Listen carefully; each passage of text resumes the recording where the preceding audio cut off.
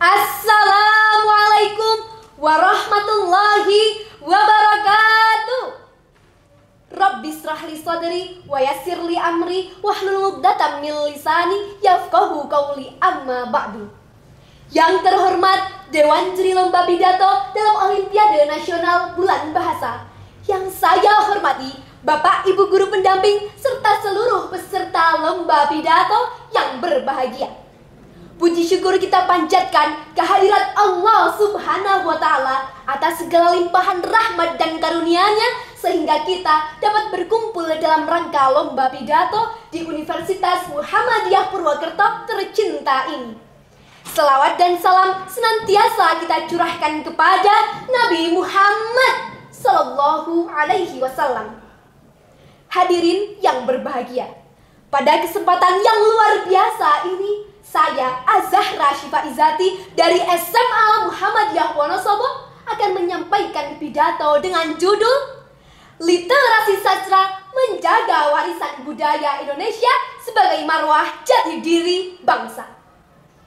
Indonesia dikenal sebagai negara yang kaya akan budaya. Dari Sabang sampai Merauke, kita memiliki ribuan tradisi, bahasa, dan nilai-nilai lokal yang membentuk keberagaman. Sastra merupakan unsur penting dalam menjaga dan melestarikan budaya bangsa. Sastra bukan hanya sekadar rangkaian kata yang indah, melainkan identitas bangsa yang telah diwariskan oleh nenek moyang kita. Sastra memiliki peran penting dalam memperkuat jati diri budaya bangsa, karena di dalamnya memuat sejarah, adat, dan tradisi yang mendalam. Karya sastra seperti syair, puisi, prosa, pantun, dan cerita rakyat memuat nilai-nilai lokal yang menjadi panduan hidup masyarakat.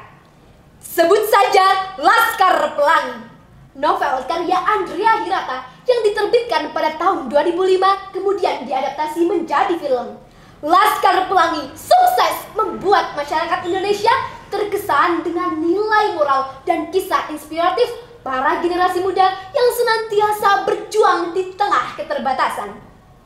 Hadirin yang saya hormati, sungguh miris melihat generasi muda masa kini yang lebih sibuk dengan dunia maya dibandingkan dengan kehidupan nyata.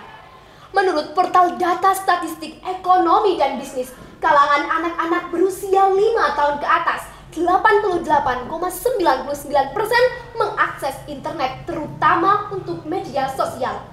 Sayangnya, penggunaan internet yang tanpa pengawasan ini menimbulkan risiko seperti perundungan siber dan paparan konten negatif yang membuat para generasi muda terpicu melakukan aksi negatif.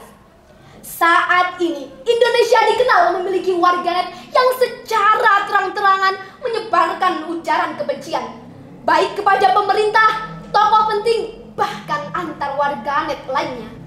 Berbeda dengan kehidupan nyata, Indonesia dikenal sebagai bangsa yang ramah dan sopan. Untuk itu, sudah saatnya kita mulai kembali ke jati diri budaya bangsa Indonesia yang sesungguhnya. Salah satunya dengan literasi sastra.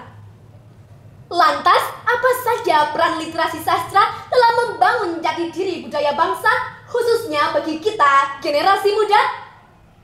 Yang pertama, literasi sastra memperkenalkan generasi muda pada akar budaya mereka. Yang kedua, sastra menjadi media yang efektif dalam menyebarkan nilai-nilai moral dan kebijaksanaan lokal. Dan yang terakhir, literasi sastra juga memupuk rasa kreativitas dan inovasi. Oleh karena itu, peran literasi sastra menjadi semakin krusial. Kita harus mampu menumbuhkan minat baca dan apresiasi terhadap karya-karya lokal sejak dini. Keluarga, sekolah, komunitas, dan pemerintah harus mampu berkolaborasi untuk memastikan bahwa nilai-nilai budaya lokal tetap terjaga melalui literasi sastra. Memahami sastra berarti memahami dunia. Literasi sastra adalah kunci kelestarian budaya dan warisan budaya Indonesia untuk generasi mendatang. Hadirin yang saya cintai, jika bumi Pasundan lahir ketika Tuhan sedang tersenyum, maka Indonesia tercipta ketika Tuhan sedang jatuh cinta. Oleh karena itu, sebagai generasi muda, marilah kita menjaga marwah jati diri bangsa dan kekayaan budaya Indonesia dengan literasi sastra.